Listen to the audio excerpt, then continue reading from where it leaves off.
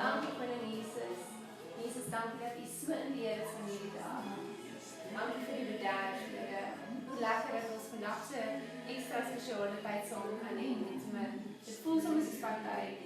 Dankie dat U kan celebrate in dit, Jesus. Nou maar Vader, dankie vir die besonderse boodskap wat U vandag het. En ek wil net nou in die gees dan opstaan en 'n verklaring maak dat daar geen distractions sal wees nie. Nothing will hinder this message from being delivered today. Thank you, Lord, it is your message. Come speak through me, Lord. Let me not say anything in and of myself, Lord, but let it be you. Kom praat, Here, net soos U wil. En dankie koning Jesus dat U my wegsteek. Dat hulle nie my sien nie, nie my hoor, maar net U hoor. Dankie dat dit U self is wat met ons kom praat. Aber Vader, ek wil vra dat U ons harte kom rustig maak, ons denke kom rustig maak en net ons kom voorbereid kan ontvang wat U vandag ons wil sê. Dankie vir hoe U die boodskap aan mekaar sit, hoe U dit ontvou, dat U met elkeen van ons uniek kom praat en Heilige Gees, ons weet U gaan die boodskap verder vat, U gaan dit self laat groei, self laat ontwikkel van hier af. Dankie koning Jesus, dankie dat ons U kan hoor, dankie dat ons ore oop is om U te kan hoor, dankie dat U so in beheer is. Dankie vir die salwing wat op my kom, soos ek praat, dat die salwing wat op my stem is, so koning Jesus. Dankie, it's all about you, Jesus. It's alles U, en dankie dat alle glorie net na U toe kom. In Jesus almagtige naam. Amen. Okay.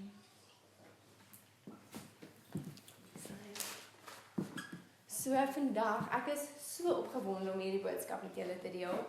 Dit is nou 'n lang tyd wat dit kom, wat die Here begin werk met my oor hierdie, en dit gaan oor heiligmaking, en die boodskap, dis 'n titel wat die Here heeltyd nou net bly gee, en dit is holy, even as Christ is holy. Nee, dit is jy's heilig, soos wat Christus heilig is. En ons het so 2 weke terug, toe ek en Darren saam hier was, het ons begin praat, en Darren het gepraat oor hoe sonde ons skei van die Here, onder andere, en toe het ek net so 'n bietjie begin praat oor heilig en hoe dit Jesus is wat nou deel ons lewe, en dis wanneer die woord sê ons is heilig, dis nie want dit is ons self nie, maar dit is want dit is Jesus wat in ons uitlewe, en dit is wat God sien. Maar daar was net 'n bietjie wat ons aan geraak het, en vandag gaan ons dieper gaan in dit, en ek eer die Here en ek vertrou dat hy net alles vir ons mooi gaan leer, en sodat hy dit gaan kan maak dat die boodskap oorgedra word aan julle, sodat dit vir my oorgedra was, en dit net so openbaring gaan wees vir julle ook.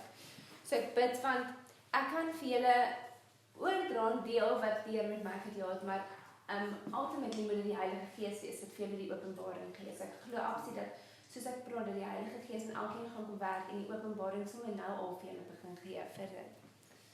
So dis 'n groot topik, en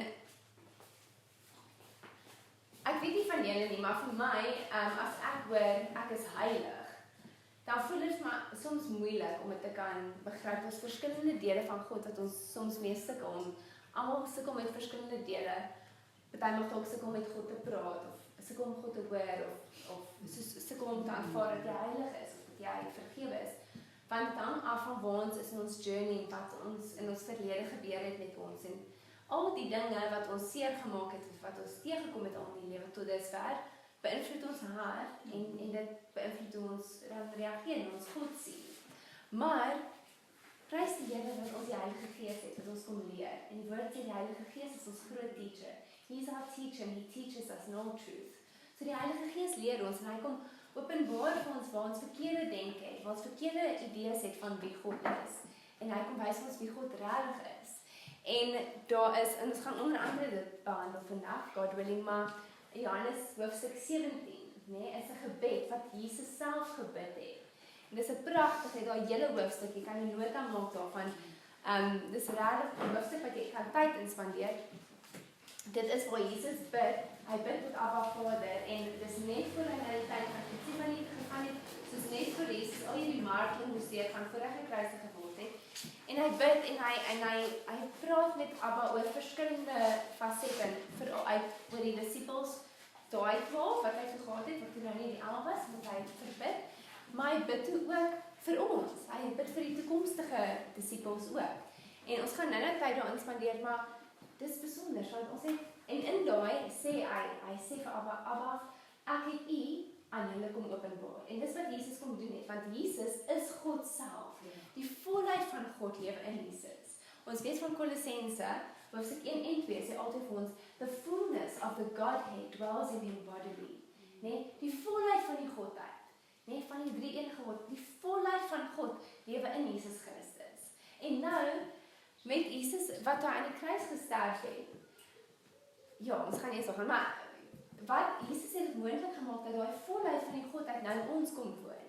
Maar ek dink nie ons begryp dit nie, ons hoor dit, maar ons besef dit nie altyd in ons harte nie. Nou, om hierdie hele heiligmaking te kan verstaan en te kan sien hoe dit werklik so kan wees, moet ons by die kruis begin. Nou, volg my, bly by my, want ons gaan 'n hele paadjie stap en ons gaan 'n klomp skrif lees, maar aan die einde vertrou ek dat dit net alles by mekaar gaan kom vir julle. So, as ons kyk na die kruis, toe Jesus aan die kruis gehang het, nee, toe sê dit, hy het sy eie gees opgegee, want niemand kon Jesus se lewe vat nie. So, baie keer hoor ons, ja, die Romeinse soldaat het Jesus doodgemaak en het hom vermoor. Maar dit is nie werklik so nie. Ja, hulle het Jesus gemartel, hulle het Jesus gekruisig, maar Jesus self het sy lewe opgegee. Hy het gesê, Here, ek gee vir u my gees. Unto you I commit my spirit. So nobody could kill Jesus. Jesus had to surrender his own life. Maar hoe dit gewerk het in daai tyd, hulle is gehang aan die kruis en die manier hoe hulle gehang het, hoe die mense gehang het gemaak dat hulle nie kon reg asemhaal nie. En elke keer as jy probeer, want al jou gewig is so, dan kan jy asem kry, dan moet jy met jou voete probeer oplig om asem te kry, maar jou voete is ingespijker. En dan soos elke keer te probeer asemhaal, trek dit weer en jou spiere skeer uit mekaar uit. En voor dit was Jesus nog 'n martel. So dit sê ook vir ons, he was unrecognizable as man. So hy het daar gehang, maar jy kon nie sien hy's 'n mens nie. Maar net 'n vinnige punt op daai, nie een van Jesus se bene, se bones was gebreek nie. Dit is belangrik, want dit is hoe dit moes wees. As een van sy bene gebreek was, sou hy nie die spotless, blameless lamb gewees het, en sou hy nie die volmaakte offer kon wees vir ons nie. So alhoewel nie een van Jesus se bene, die bones gebreek was nie, is alles anders as geskeer en gemartel en uitmekaar uit. Okay, maar toe Jesus daar lê, aan die kruis hang het hy sy gees opgegee en dis toe dit moes donker geraak het, die aarde het geskit en die veil het geskeur in die Holy of Holies, in die tempel, die groot veil, die voorhangsel moes geskeur. En maar dit het gewys, soos wat ons 'n paar weke terug bespreek het ons deur die boek van die boeke in die Bybel gaan het, toe die voorhangsel geskeur is, toe dit in 'n nuwe dispensation ingegaan, 'n nuwe era. So die tyd van Christen wees om te kan gered word deur Jesus, dit het eers van toe af gebeur. Voor dit was daar nog nie Christendom nie. Voor dit was dit nog net Jode gewees.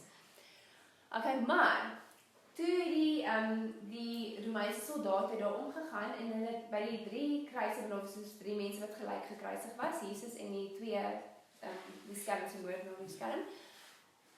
Maar hulle het omgegaan met 'n spies. En wat hulle dan sal doen is hulle sou of die mense wat daar hang se knie breek sodat hulle meer val, dat hulle self nie met hulle voete kan ophou en dan gaan hulle finaal dood, of hulle sal hulle gesteek het of iets so dat hulle kan doodgaan. Maar nou, omdat hulle kan nie 'n been van Jesus gebreek het nie, al het hulle dit nie geweet nie, God geweet, God is in wees, hulle het nooit Jesus se knie is gekap nie, maar Jesus was reeds dood teen daai tyd. Wat belangrik is, maar toe net om seker te maak dat Jesus wel dood is, voor hulle hom van die kruis afhaal, het hulle hom hier, het is in sy ribbes net 'n spies gesteek, né? En dan sê die Bybel wat uitgekom het, is bloed en water, né? Daai is so belangrik, want dit aan die een kant verduidelik dit vir ons hoe Jesus dood gegaan het, en ook dat hy dood gegaan het, maar bloed en water is die 2 birthing elements. Wanneer Jackie, jy het nou 'n babatjie in die familie gekry het. Wanneer 'n mens geboorte skenk, is daar water en daar's bloed betrokke, né? Dis die 2 elemente wat ook by geboorte is. En dit is so pragtig, want toe Jesus daar aan die kruis gehang het, en bloed en water, die 2 birthing elements, die geboortevloeistowwe, by Jesus uitgekom het. Toe is dit nie net die eerste keer toe Jesus weer, maar hy het vir ons moontlik gemaak vir ons om weer gebore te kan word. En ons weet, ons kan nie in die koninkryk van God ingaan nie. Ons kan nie gered word as ons nie weer gebore word nie, né? Dis al hoe ons by Jesus kan uitkom. Al hoe ons kan ewige lewe hê as ons weer gebore word. En dit is Jesus het dit moontlik gemaak met die oomblik toe daai bloed en die water uitkom, het dit gewys. Nou is dit vir ons 'n geleentheid om weer te kan gebore word. Nou, Jesus was die first fruits of the resurrection. So Jesus is die eerste ene wat dood gegaan het en opgestaan het uit die dood en hemel toe opgevaar het, né? So, ons gaan nou daar stil staan, terwyl Jesus nog gewandel het op aarde, het Jesus vir Lazarus byvoorbeeld uit die dood uit opgewek. Nee, maar dit is anders as Jesus, want toe Jesus uit die dood uit opgewek is dit, God het hom opgewek, maar toe hy toe hemel toe gaan en toe hy teruggekom, maar hy het 'n verheerlikte liggaam. So wat gebeur het met daai is die volheid van die resurrection, wat daar gebeur het met Jesus se dood, want nou het Jesus 'n verheerlikte liggaam, 'n glorified body, né? Waar met Lazarus, al wat met Lazarus gebeur is, hy het dood gegaan en toe Jesus weer lewe in hom terug ingesit. So toe hy weer begin lewe, maar hy het nie 'n verheerlikte liggaam gehad nie. So hy het nie die volheid van die resurrection beleef nie, want Jesus was toe nog nie dood nie, so hy kon nog nie. Maar so Jesus het hom net teruggebring uit die dood uit, né? Dis wat daar gebeur het, maar nou dat Jesus klaar aan die kruis gesterf het, dat Jesus klaar opgewek is uit die dood is en nou dat Jesus verheerlik is weer. Dit beteken nou, wanneer enige van ons wat reeds ons hart vir Jesus gegee het, ons lewe vir Jesus gegee het, wanneer ons doodgaan, hierso ons laaste asem uitblaas in die aarde, dan, omdat ons gered is, gaan ons weer opstaan uit die dood, maar ons gaan nie net hier kom lewe nie, dis nie net soos Lazarus wat weer lewe gegee word nie, dan word ons verheerlik, so dan die oomblik wat ons asem hier uitblaas, ons geesmens bly lewe en onmiddellik is ons in die hemelse realm, né? Is ons net by Jesus, dan word ons nie vasgehou op die aarde nie. En dan lewe ons vir ewig. So dis anders as Lazarus, want Lazarus moes nog steeds dood gegaan het, weer, om eintlik gered te kon word by Jesus. So daar was net 'n ekstra kans met Jesus, maar net want sien die volheid van die resurrection nie. Maar nou, wat vir ons so amazing is as ons kyk, wanneer ons werklik besef, en dis hoekom ons moet staan by die kruis, want ons moet besef dat ons hele lewe vir Jesus gee, né? 'n Mens sê jy gee jou lewe vir Jesus wanneer jy wedergebore word. Maar wat beteken dit eintlik? Nou as ons kyk na die lewe, as ons teruggaan na Genesis toe, God moes vir Adam en Eva geskape en toe staan die val. Want wat gebeur het is God het vir elkeen vrye wil gegee, free will, en hulle het gekies om teen God te draai en die pad van die duiwel te volg, van Satan. En met dit het die val ingekom in korrupsie en alle slegte goed, so dood en siekte en al daai goed het ingekom as gevolg van die val, as gevolg van ongehoorsaamheid teenoor God. Nou dit is, omdat God vir elkeen van ons vrye wil gegee het, ons moet self kies om Jesus te volg, en ons moet self kies om reg te lewe, want dan kies ons dit uit liefde uit, nie uit dwang uit nie, want as Jesus nie vir ons 'n keuse gee om te kies nie, dan is dit nie 'n liefde verhouding nie, né? So hy wil altyd ons moet kies, dis kom hy ons die keuse gee, maar omdat ons kan kies, beteken dit dat lewe, wat ons gegee word, ons elkeen het lewe, dit kan gekorrupt word, dit kan doodgaan, dit ervaar die val, die effekte van die val, né?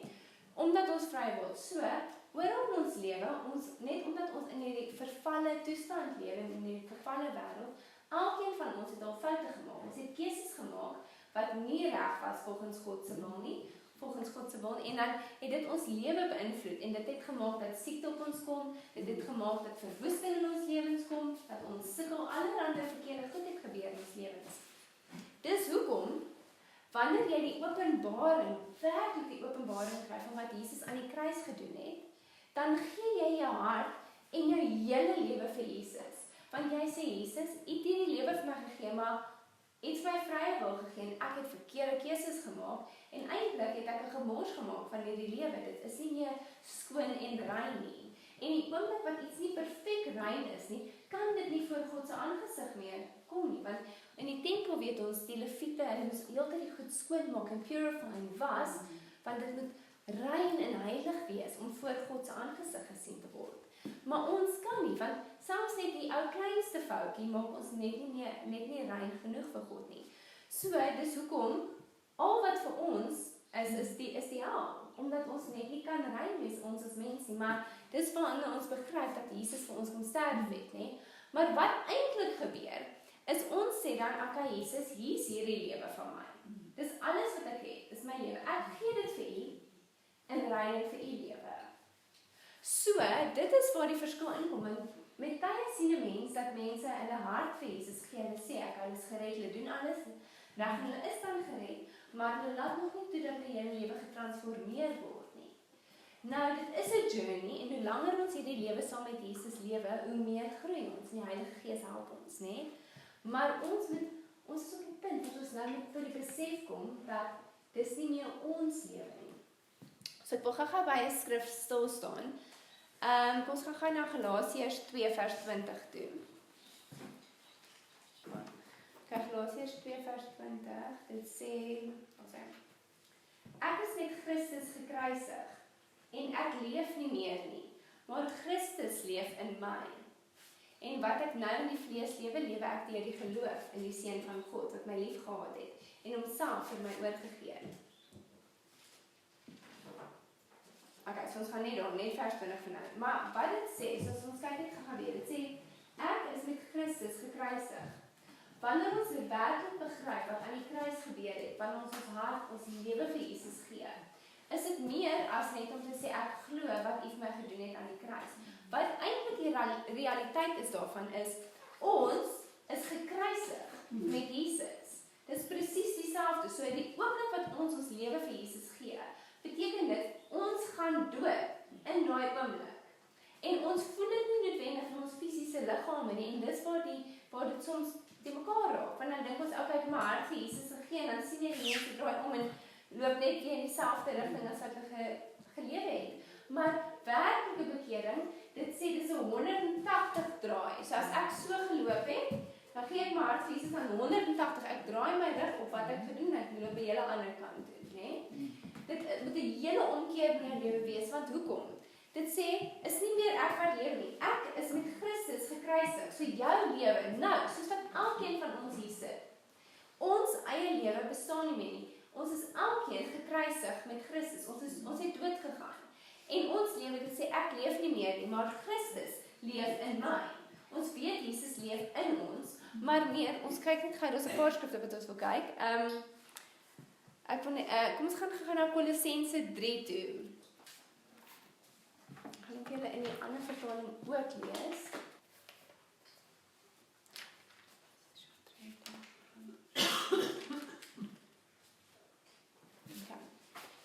So Kolossense 3 en dan vers 3, dit sê, want julle het gesterwe en julle lewe is saam met Christus verborge in God. Dit sê, your life has been hidden with Christ. Nee? In Christ, in God. Jou lewe is weggesteek in Christus. Dit is nie meer jy wat lewe nie. Ons moet besef dat ons lewe bestaan nie meer nie. Ons lewe is van ons weggevat. Ons het ons lewe vir Jesus gegee. So wat doen ons om nog ons ou lewe te lewe? Want ons vat ons die geskenk terug. Ons het vir Jesus gesê, hier is my lewe, ek gee dit vir U.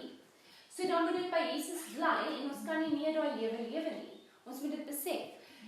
So Jesus het daai lewe gevat en hy het dit gaan wegsteek by hom. En nou, wat het Jesus gedoen? Hy het sy lewe vir ons gegee. So ons gaan gou na Johannes 11 toe. Johannes 11 vers 25.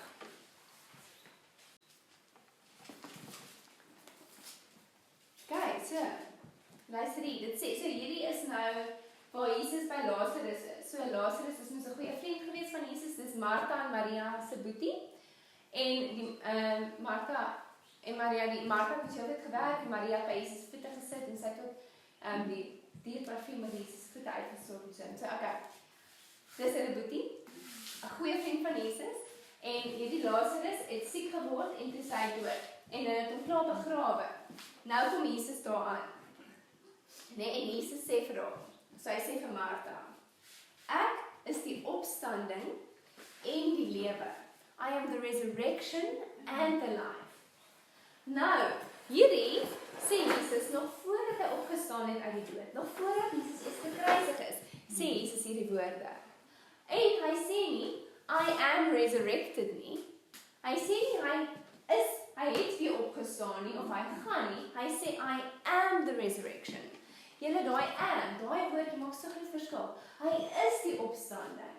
Nee, dit beteken is meer as net dit het met Jesus gebeur. Hy is dit.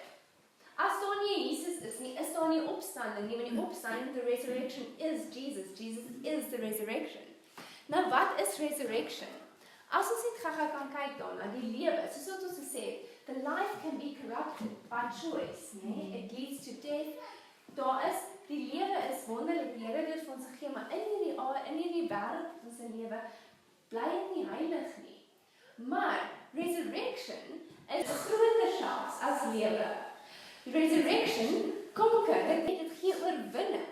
So Jesus is oorwinning en deur Jesus is die opstanding en hy is die lewe, né? En hy die opstanding gee vir ons oorwinning oor alles. Kyk gou vir Lazarus. Hy was siek, so siek dat hy dood gegaan het daarvan. Die oomblik toe Jesus vir hom gesê het, staan op. Hy was geresurrect, maar nie is die volle resurrection wat ons nou het, wat in Jesus is nie. Dit was 'n smaakie van die volle resurrection. Nie? Hy het net weer lewe gekry op die aarde. Hy was nie meer siek nie, hy was perfek gesond in daai oomblik. Daar was nie 'n tyd van sy liggaam moet eers weer sterk word nie. Hy het vir 'n paar dae nie geëet nie en hy was siek. Hy moet eers sterk word voordat hy weer kan loop. Onmiddellik is hy sterk en gesond en perfek. En hoeveel keer met mense wat amper dood is, dan kom hulle weer terug. Dit is oorwin. Nee, partymal moet die mense nog 'n bietjie sterker word, so maar die punt is selfs net die voorsmaakie van die volle resurrection bring vir ons oorwinning. Nee, en nou as ons die volle resurrection, die opstanding het wat ons gaan hê, waar ons vleeslike liggaam hier los, maar ons geesmens staan op en lewe by die Here vir ewigheid. Dit is voluit, dit is totale oorwinning, want dan is ons net by Jesus in die realm van Jesus, waar daar geen siekte, geen tekort, alles is oorwinning. Nou, as ons gaan kyk na waar is ek weet nou nie of ons moet gaan nie. Kom ons. Ja, ons gaan sien toe. Johannes 14 vers 7.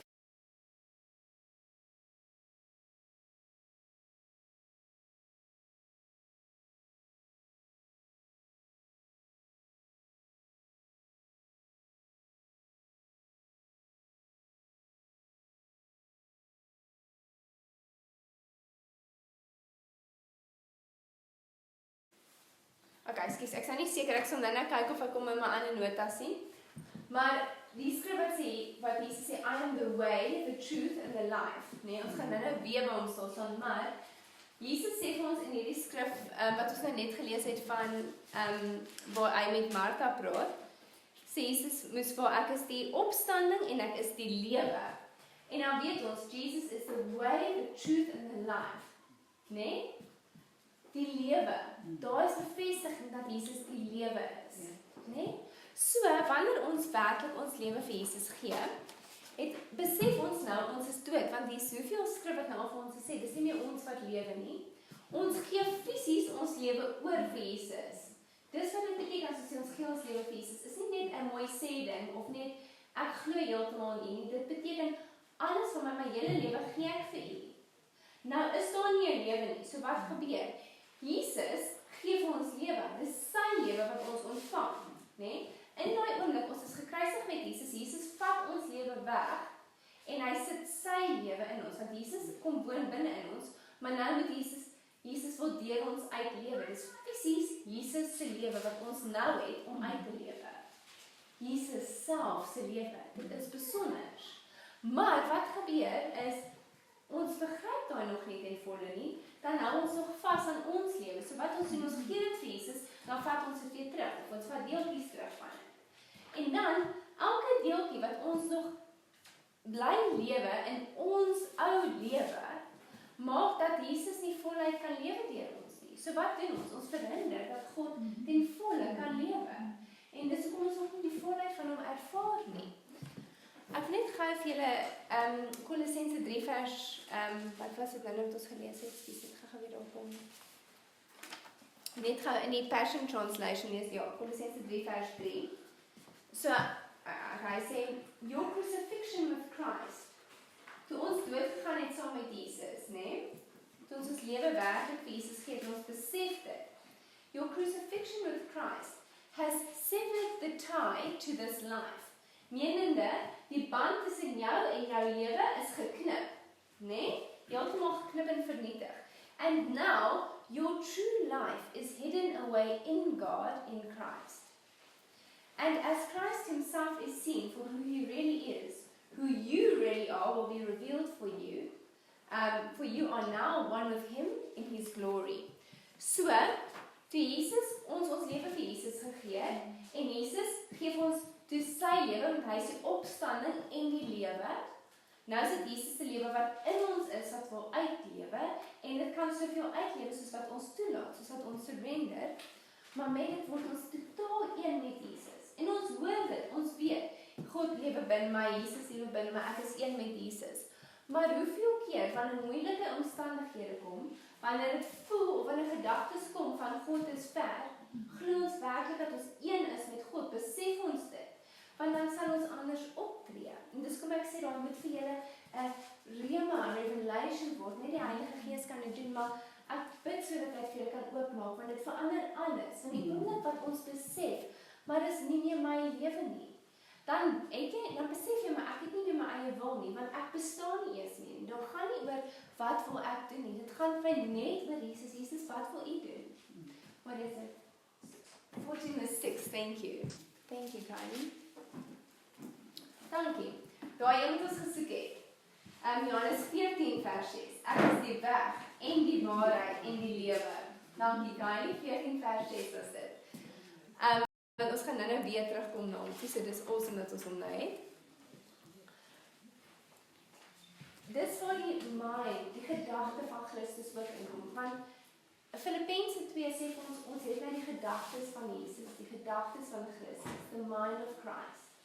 Maar daar gaan altyd bly gedagtes kom, want die vyand gaan so lank as wat ons op die aarde is, gaan ons probeer weghou van God af. Want hy haat ons en hy haat God. Maar ons is reeds geresurrect, want ons is dood, en Jesus het vir ons sy lewe gegee, so ons lewe al klaar nie meer ons lewe nie, so ons het reeds oorwinning. En dis hoekom die woord ons kan sê, you are more than conquerors, want ons is nou ons het oorwinning, Jesus se opstanding, en ons het Jesus se lewe, dis nie ons nie, dis Jesus wat lewe. En Jesus, wat het hy gedoen? Die vyand het hom probeer tuister in die wildernis, altyd sê, it is written, dit staan geskrywe, hy het nie die woord gebruik, maar Jesus het nooit toegelaat dat die gedagtes en die dinge wat die vyand van probeer sê, dat dit in kom kans het. En dis vir ons kom, ons moet besef, maar dis heilig, dis God se lewe wat deur my uitlewe. Ek kan nie toelaat dat 'n gedagte kom nie. Eerstens dit het nie 'n plek nie. Dit kan nie inkom, dit kan nie enigiets van jou affekteer nie, tensy jy dit toelaat. Maar ons moenie dit meer toelaat nie, want dis Christus se lewe. Die Heilige Gees wil nie sy tempel deel met duisternis nie, met neergedruktheid nie. Wanneer ons swak voel, sê ons net, Here, help my, maar nie uit 'n plek van ek hoop dat u my sal help nie, van ek weet u help my, want ek is een met u, ons is totaal een. Dankie. So vinnig soos wat ek vir Here vra, gee u dit vir my, want ons is een. Dis nie ek wat leef nie. Dis u wat lewe en u het nodig om aan te gaan in hierdie lewe, so help my dat ek nie u terughou nie, dat ons voluit kan lewe. Okay, so, net gaan weer orde skep, so, jammer, ek al my notas oral.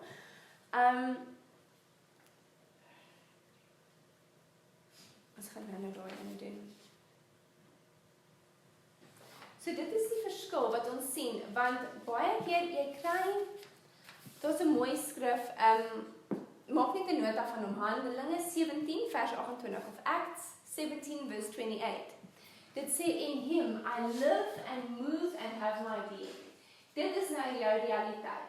Jy lewe nou in Christus. In Christus lewe jy beweeg in Christus, jy het die hele wese. In him I live and move and have my being. En as daai werklik vir jou realiteit word, as jy daai kan begryp, dan gaan dit jou lewe verander. Jy gaan nie net hier kan sit nie. Jy gaan nie net kan maklik gedistract, dit gaan alles van jou verander. As jy net besef dat in him you live and move and have your being.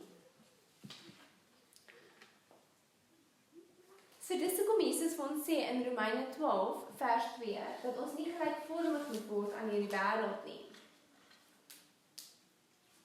Ek gaan nie nou lank daar stil staan nie, want ek wil by 'n ander deel van die boodskap uitkom, maar ons moet besef dat ons werklik net nie meer kan aangaan soos wat ons aangegaan het nie, want as Jesus se lewe in ons is, dan kan ons nie nog verkeerd lewe nie. Dit is 'n keuse wat ons moet maak.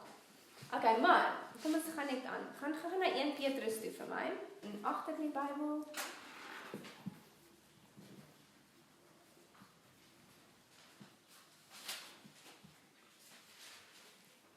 Okay, ons gaan begin met 1 Petrus hoofstuk 1 vers 15. Vers 15 sê, ons gaan wat werk hier, want vers 15 sê, maar soos hy, wat julle geroep het, heilig is, moet julle ook in jou hele lewenswandel heilig word. Vers 16 sê, omdat daar geskrywe is, wees heilig, want ek is heilig. Jesus is heilig, né? God het ons gekies om gered te word. God het ons gekies. Hy het elkeen van ons uitgekies om gered te word en met dit het ons heilig gemaak. Nou sê Jesus vir ons, wees heilig. Net soos wat hy heilig is, moet ons in ons hele lewenswandel geheilig word, né? En dan sê hy, wees heilig, want ek is heilig. Nou, hoe gaan daai moontlik wees? As ons gaan kyk, ons kan slegs heilig wees, al dit werk, is as God ons heilig maak. Ons weet nou, dis Christus se lewe in ons. Dis werklik ons lewe is weg. Dis nou net Christus se lewe wat ons ontvang het en dit moet uitlewe. Solank as wat ons nie terugdraai na ons verlede en weer daai lewe probeer terugvat by die Here nie. En solank as wat ons gelei word deur die Heilige Gees. We know that as many as are led by the Holy Spirit are sons of God. Nee, ons moet gelei word deur die Heilige Gees. So alleenlik deur om gelei te word deur die Heilige Gees is hoe ons heilig kan wees, want net Jesus is heilig, net God is heilig, maar soveel as wat God deur ons lewe, soveel is die heiligheid in ons lewe, okay? So wanneer God sê ons is heilig, wat gebeur is, God sees Jesus in you. He sees holy Jesus in you. That's why he can say, you are holy. It's beautiful. But if we resist the Holy Spirit from living through us, if we resist Jesus from living through us, then we can't be holy. En dis hoekom ons het 'n keuse. Now, the Hebraic concept of die Hebreëse konsep vir heilig, né, beteken uitgesonder, set apart for God. Dit is wat heilig beteken of holy, né? Set apart for God. Nou wat beteken dit? Dit beteken Jesus het ons gekies en hy het ons uitgesonder uit hierdie wêreld. Hy het ons afgesonder van alles sodat hy ons kan heilig maak. Maar dit beteken ook, dis ons keuse. Dit beteken ons kies om anders te wees. Ons kies om Romeine 12 vers 2 te gehoorsaam, nie gelykvormig te wees aan die wêreld nie. Ons kies om onsself eenkant te separate en om soos God te wees. Nou dit beteken nie dat ons heeltemal distansieer van alles wat sleg is nie, want ons moet die lig in die donker wêreld wees, maar dit beteken ons maak onsself los van die verlede en van verkeerd lewe, sodat ons soveel as moontlik ons lewe oorgee aan die Heilige Gees, sodat hy totaal deur ons kan lewe. So, dit kom daarop neer om heilig te wees, is so eenvoudig soos 'n keuse. Ons kan onsself nie heilig maak nie. Ons weet Johannes 15 vers 5 sê, ons kan niks uit onsself uitdoen nie. Né? En dan as ons gaan in Zachariah, is aan die einde van die Zachariah 4 vers 6, einde van die Ou Testament. Dis 'n baie goeie skrifgie om te hê hierdie. Dit sê so die Here praat met Zerubbabel. So dis die B-gedeelte van vers 6. Dit sê nie deur krag of deur geweld nie, maar deur my gees, sê die Here van die heerskare.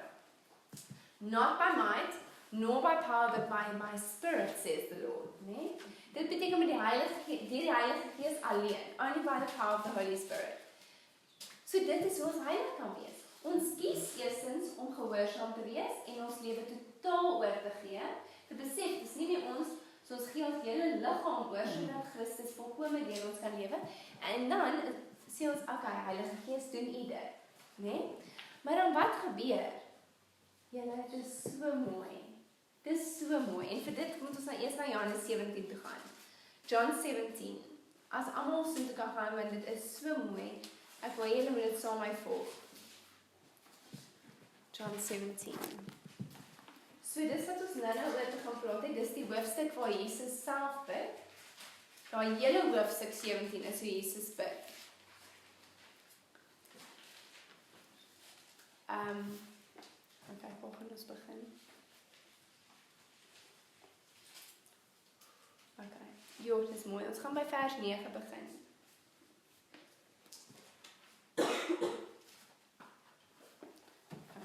Gaan we eers in hierdie ene lees in Afrikaans. So, dis Jesus wat praat en hy sê ek bid vir hulle. Ek bid nie vir die wêreld nie, maar vir die wat U vir my gegee het, omdat hulle aan U behoort. So hierso sê Jesus, julle sal sien as julle kyk in hierdie hoofstuk van dit is regtig besonder. Ek bedoel, hier het ons 'n gebed wat Jesus self gebid het. Nie wat hy ons leer om te bid soos ons Vader nie. Hier is Jesus self se persoonlike gebed, né? En hy's in dele opgedeel. Maar hierso sê hy bid nie vir die wêreld nie. Hy bid vir sy disippels. Maar wat so cool is hy bid vir sy disippels van daai tyd, maar hy bid vir ons ook. Want die Here het ons vir hom gegee en dit is so mooi. Jesus het toe al geweet dat ons hier gaan wees en hierdie gebed bid Jesus vir ons. En luister wat sê hy. Ek gaan hom hier in vir julle lees. Ek gaan hom in die Passion vir julle lees. So julle kan op julle eie tyd, as julle wil om in die Afrikaans, maar julle moet dit is net so mooi, maar in die Passion wil ek net uit vir julle lees. So vers 9 sê, So with deep love, I pray for my disciples.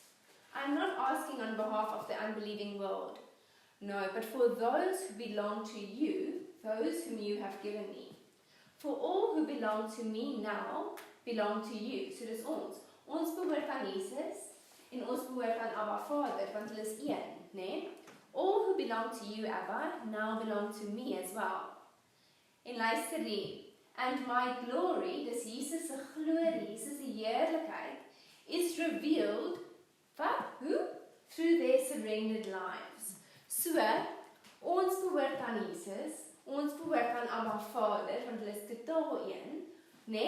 En Jesus se glorie is oopgemaak, word gesien, his glory is revealed through our surrendered lives. Wanneer ons lewe oorgee, dis hoe Jesus se glorie skyn, dis hoe ander mense Jesus se glorie sien. Julle, dit is so mooi. Dis my net so besonder. So Jesus se glorie word nie gesien as ons nie oorgee aan die Here nie. So soveel as wat ons oorgee, dis hoekom dit so belangrik is.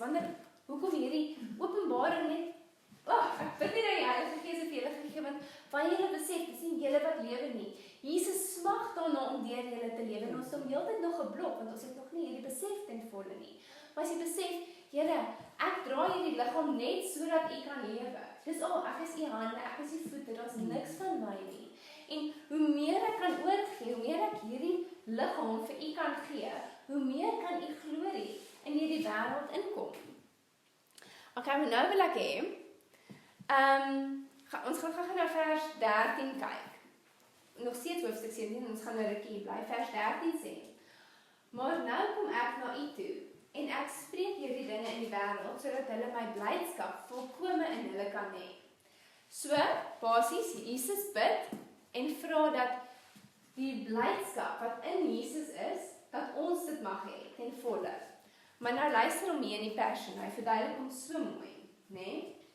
Dit sê, I pray that they, so dit is that you, that ons, will experience and enter into this so Jesus, so joyous delight in you, so that it is fulfilled in them and overflows.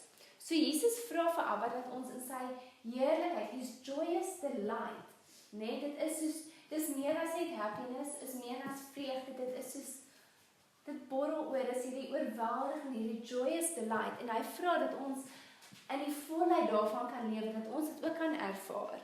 Maar wat beteken dit? Dit beteken is complete satisfaction, dis totale, alles is voorsien, alles is voldoende, dit is hierdie, daar's niks wat tekort skiet, dit is hierdie totale, dit borrel oor van blydskap, maar blydskap is nie so groot genoeg woord, ek het nie 'n woord wat daai gevoel kan sê nie, maar dit is, hoekom kan ons so wees? Wanneer Jesus vir ons hierdie bid, dat ons hierdie mag ervaar, is dit sodat ons, wat hy eintlik dieper as dit wat, dis nie net vir die blydskap wat hy wil nie, maar hy wil hê, Hoekom kan ons daai ervaar, is want ons weet nou ons is een. Dis nou fisies Jesus wat deur ons lewe. En daarom weet ons dat ons lewe is, God het 'n welbehae in ons lewe en ons outomaties voldoen God se wil. We are doing God's will, we are living out God's will, and our life is pleasing to God because it's not our life, it's Christ living through us. En dis hoekom ons is soos, wow, Here, net blydskap en dankbaarheid en alles, want daar kan nie iets verkeerd gaan. Solank as ek gehoorsaam is aan die Heilige Gees en solank as ek oorgee aan die Heilige Gees, kan ek nie verkeerd loop nie, want dis nie ek nie, dis Jesus wat lewe in my en deur my. Jesus se glorie kan al meer uit my uitskyn en die lewe om my verander. Nou, dit sê hierso, Johannes 17, nog steeds vers 22, gaan ons nou na toe skiep. Daar's soveel meer wat ek vir julle hierin wil sê, maar ons gaan net, ja, ons gaan nou so toe gaan. Jesus sê, en ek het hulle die, julle hierdie is so mooi. Asseblief, ek mag die Heilige Gees dit vir julle oopmaak. Ek het hierdie vers gelees. En ek sê, Here, kan dit wees? Dit kan nie wees nie, dis te groot. Gaan kry 'n ander vertaling.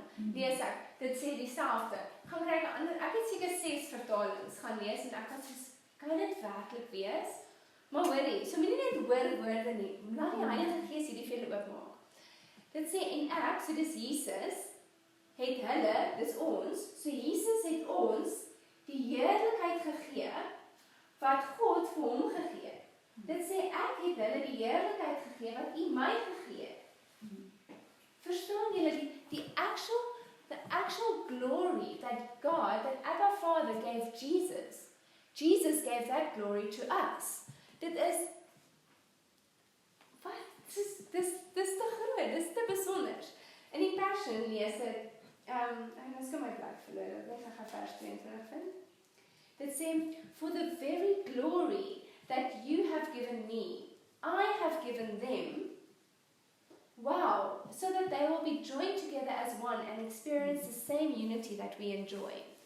So, voor ons verder gaan nie, moet ons gaan na Jesaja toe gaan. Isaiah 48.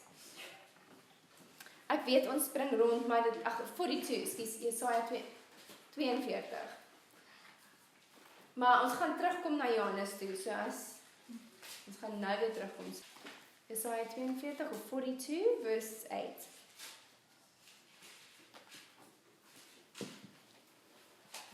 Okay, dit sê, ek is die Here, dit is my naam, en my eer sal ek aan geen ander gee nie. Nee? In Engels sê hy dit vir my nog makliker om te verstaan, maar dit kom daarop neer, I am the Lord your God, nee? So hy establish, hy sê, hy is God, dis God wat praat, en hy sê, my glory, my heerlikheid, my eer, I will not give to another. Menende, God se glorie sal God nooit vir iemand gee buite homself nie. Hy gee nie sy glorie vir iemand anders nie, né? I give my glory unto no, I will not give my glory to another. Maar hierso in Johannes 17 vers 22 sê Jesus en ek het hulle die heerlikheid gegee wat U my gegee het. He doesn't net gelees, he does not give his glory to another. But here in John, he says he has given his glory to us. Hoe kan dit wees? Dit wys ons is een. Ons het so een geword met Jesus, dat daar nie, vir God is daar nie 'n verskil tussen, we are no longer other, dis nie God en ek nie. God sien ons as een. Want Jesus sê, hy en die Vader is een. Jesus en die Vader is een, maar dan sê hy, ons en Jesus is een en ons en die Vader is een, want Jesus lewe in ons en ons in Jesus, ons is nou heeltemal een. Dit sê die Arameese term, die Aramaic term, it's a concept of shrinking into one. Ons was groot uit mekaar uit, nou krimp ons in een en ons word een. Ons is heeltemal een met God. En dit is wat daai kan net gebeur wanneer ons lewe totaal weggee, ons gee totaal weg vir die Here en sê, ek wil nie meer my eie lewe hê, en niks van my, die Vader, dat ons U lewe het, want dan totaal is ek een met Jesus. Dan sal nie meer iets jy is 'n God nie. Jy vervang nie God nie. Jy het een geword met God. Daar is nie meer 'n jy nie. Jy is fisies 'n liggaam en jy het dit oorgegee aan Jesus sodat Jesus deur jou kan lewe. Dit is jy is nie Jesus nie. Jy kan nooit Jesus wees en dis Jesus se lewe wat deur jou kom lewe. Jy surrender jouself, jy gee jouself totaal oor aan die Here sodat hy deur jou kan kom lewe. En dis hoekom dan sien God ons as een. En dis hoekom ons eintlik die glorie van God het ons. Dis besonder. The very glory that you have given me, I have given them, so that they may be joined together as one and experience the same unity that we enjoy. So om daai eenheid met Christus te ervaar ons sy glorie. Dis hoekom Jesus sy glorie vir ons gee, so ons daai een kan wees en sodat ons die eenheid kan hê met mekaar. Want dan begin ons Larisha, soos wat jy loop, dan sien jy vir Jesus in my en ek sien vir Jesus in jou. Ons sien nie meer, I don't see Kylie, I see Christ in Kylie en dit is hoekom ek so kan wees vir, nie van eie liefde, Jesus gee my die liefde, dis Jesus se liefde wat deur my na vloei. So wanneer ek vir haar liefde gee, dis nie my liefde wat sy ontvang nie, dis Jesus wat fisies deur my liggaam om liefde betoon. Dis so besonder en dis hoekom ons in eenheid kan wees, want dis die Christus in ons wat aan mekaar trek en dis net so mooi. Okay. So ons daar. Ja, ek gaan net gou vir julle hier lees. Jy hoef nie noodwendig daartoe te blaai nie. Dis Efesiërs 5 vers 8. Ek gaan hom vir julle ook in die Passion lees want hy verduidelik dit net maklik. Maar dis half net 'n opsomming van wat ons nou gepraat het en dit sê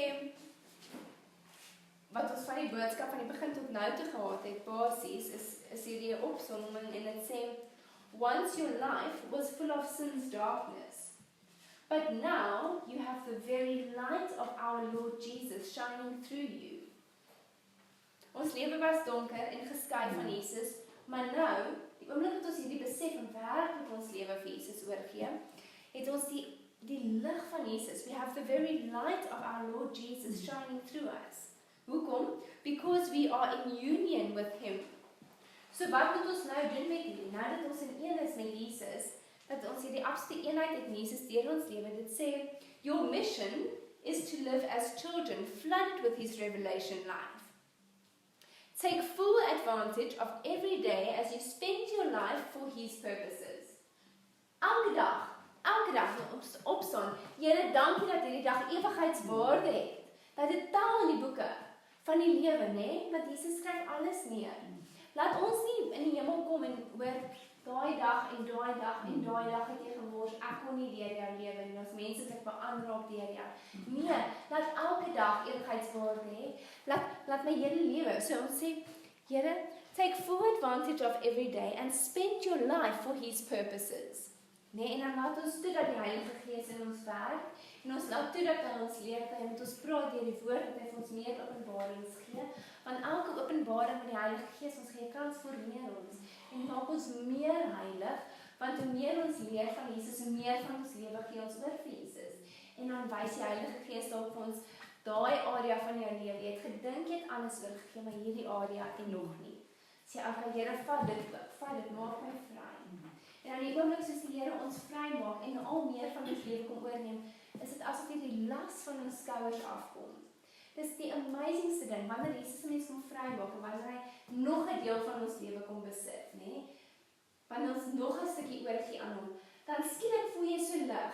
Jy stap uit en jy sê, wow, ek kan dit doen, daar's hoop in die lewe, ek voel net skielik so lig. Jy het nie eens geweet jy dra daai las nie, totdat Jesus jou vrygemaak het, dan voel jy lig. En jy word al ligter, want Jesus kom maak ons al meer en meer vry.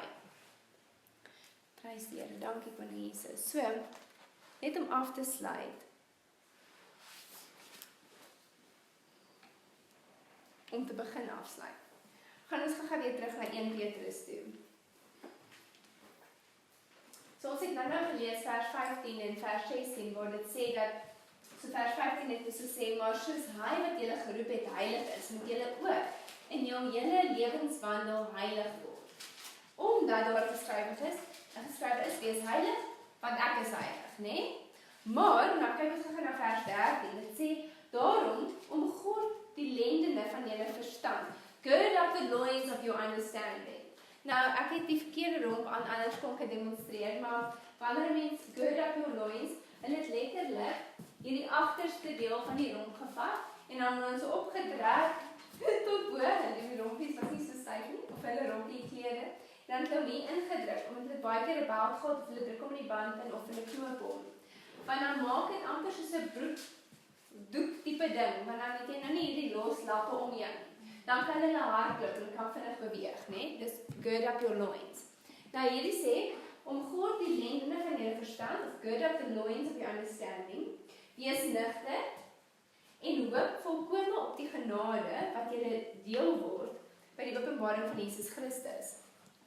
Ek kan nou nie die Engels by nie, maar die konsep is, jy alles wat loshang, alles wat jou kan maak, laat val, alles wat jou kan distract, alles wat maak, dat jy nie reg lewe nie, moet jy bind dit op, so jy vat dit weg, jy ruim dit uit die weg uit, né? So, God het ons gemaak in sy beeld, in Genesis, maar met die val weet ons, ons het nou deur dit gegaan, en ons lewens was so in duisternis, maar ons het ons lewe nou vir Jesus gegee, ons kry hierdie openbaring van Jesus wat in ons lewe, ons besef nou, al wat ek moet doen, is net kies om oor te gee aan die Heilige Gees, en hoe meer ek oorgee aan die Heilige Gees, hoe meer kan Jesus deur my lewe. Maar wat ons moet doen, saam met hierdie oorgee, moet ons ou lewe agterlos. Nou, dit is hierdie om God die lendene van ons verstand, gird up the loins of your understanding, is part of leaving the old life behind. Dit beteken, alles wat maak dat jy nie soos God is nie, wat jou wegvat van my beeld van God, alles wat jou wegvat van my perfekte lewe, moet jy laat gaan. Jy moet dit afsny, jy kan nie meer vashou aan die verlede nie. As jy gesukkel het met maklik kwaad word, as jy seer het met iets teen mense, ons moet daai laat gaan, ons kan nie daai meer saamdra nie. As dit Christus is wat deur ons lewe, daar is nie meer plek vir dit nie. Nee? Dit sê soos gehoorsame kinders, moet julle nie julle lewe inrig volgens die begeerlike van tevore nie. En julle onwetendheid bestaan net nie, wat julle kan. Dit was nou moeilik. Maar die punt is, los die verlede in die verlede. Verander jou manier van doen. So moenie toelaat dat ou gewoontes jou terughou van dat Christus volkome deur jou kan lewe nie. Ons laat toe dat die Heilige Gees ons kom vernuwe, en soms is dit moeilik, want dit beteken ons moet nou 'n bietjie anders begin dink oor dinge wat ons ma's gedoen het, wat ons ouma's gedoen het, wat so deur die generasies gekom het. Dalk is dit almal in karakter doen dieselfde ding, doen dit op die manier. Maar dalk sê die Here, jy moet dit nou op 'n ander manier doen. Hy sê ons moenie gelykvormig word aan die wêreld nie. So al het ons gedink dis die regte manier om iets te doen, as die Heilige Gees met ons kom werk en sê, jy doen dit nie meer so nie, dan sê ons, ja Here, ek volg U. Gird up my loins, alles wat my gaan moontlik laat struikel, of wat my weghou van volkome lewe in Jesus, ek bind dit af, ek sny dit af, ek wil nie iets met dit te doen hê nie. In Efesiërs 4, vers 1, gaan nie nog gaan nie, maar dan raak dit te lank nou, maar Paulus sê, hy bemaan ons om heilig te wandel, walk holy, nee? O, julle is mooi. Ons kan heilig loop. Ons kan werklik heilig wees, want dis Jesus deur ons. Dis Jesus se heiligheid. Is dit nie besonders nie? Dis Jesus se glorie wat deur ons kan skyn. Niks van ons, niks met ons te doen nie. Here, dis my so besonder. Ek gaan nie nou eers daar gaan. Ek wil net hier afsluit met hierdie. Ek gaan vir julle in Kolossense 3 lees. In die Passion Translation, net om af te sluit, en dan maak ons die boodskap klaar vir vandag.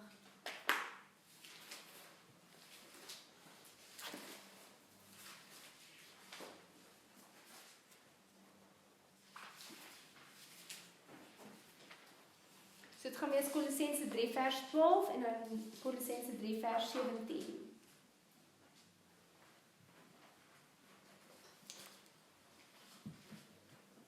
So hierdie is nou vir jou, nee, wat Jesus sê, you are always dearly loved. by God. So robe yourself, trek aan, robe yourself with virtues of God, since you have been divinely chosen to be holy. God het jou gekies om heilig te wees. So al wat ons moet doen is, ons aanvaar die uitnodiging en sê, yes Lord. And with that, you clothe yourself, you robe yourself with virtues of God. Nie iets wat jy self hoef te doen, jy hoef nie self te probeer soos God wees. Jy sê net, ek aanvaar die uitnodiging, trek my aan soos U, laat mense U sien wanneer hulle my sien. Lewe deur my, laat niks van my wees nie. Dis ons moet onsself net oopstel. So is dit nie mooi nie, ons kan weet, ons is altyd geliefd, and we have been divinely chosen to be holy. En dan vers 17 sê, let every activity of your lives and every word that comes from your lips be drenched with the beauty of our Lord Jesus, the Anointed One, and bring your constant praise to God the Father because of what Jesus Christ has done for you. Dis hoekom ons konstant met danksegging in ons hart kan loop. Jesus sê ons moet konstant vir ons dankie sê. Wanneer jy nie weet wat ons sê net vir Here dankie, want alles wat Jesus vir ons gedoen het hy gedoen sodat ons kan heilig wees, sodat sy glorie deur ons kan skyn, dat ons totaal vry en lig kan lewe. En hy sê, laat alles wat ons doen, soos ons nou ook gelees het, maar laat elke ding wat ons doen, en elke woord wat uit ons mond uitkom, laat dit die pragtigheid, die beauty van Jesus uitbring en weerkaats. So kom ons sluit net die oor. Dankie Koning Jesus. O Jesus, wat 'n voorreg. Daar's nie eens woorde om dit te beskryf nie. En Abba Vader, ek vertrou dat U net totaal en al deur die Heilige Gees hierdie openbaring vir elkeen sal bring onder die geklank van my stem. Dat dit nou vir hulle 'n realiteit in die rema sal word. Dankie dat U dit net al meer en meer vir hulle oopbreek. Jesus, dat dit nie meer ons lewens is nie. Dat dit werklik U is wat deur ons lewe. Wat 'n voorreg, hoe is dit eers moontlik, Here? U glorie, God, U glorie wat U met niemand anders deel nie, gee U vir ons sodat dit deur ons kan skyn. Jesus, U lewe, U kosbare heilige lewe U deur ons. Help ons Heilige Gees dat ons totaal en al oorgee aan U. Help ons dat ons elke area van ons lewe sal oorgee, dat ons in U vryheid kan lewe, that our life may truly be hidden with You in Christ, our full life, Lord, so that it may be Christ who lives in and through us. Thank You, Jesus, that in You we live and move and have our being. Maar Julle wese is in U, Jesus. Ek bestaan net omdat U lewe. Dis al, o Here, dankie. In You I live and I move and I have my being. Thank You, Jesus. Dankie Koning Jesus vir die waarheid. En dankie dat U dit net meer en meer in ons harte laat groei. Ons is so lief vir U, Koning Jesus. Dankie dat U ons kom vrymaak het van alles. Dat ons net totaal en al oorgawe kan lewe. Dankie Jesus, net oorgegee aan U. Totally surrender to You, Jesus. Dankie Koning Jesus. U heilige teenwoordigheid is by ons waar ook al ons gaan. Help ons om dit nooit te minag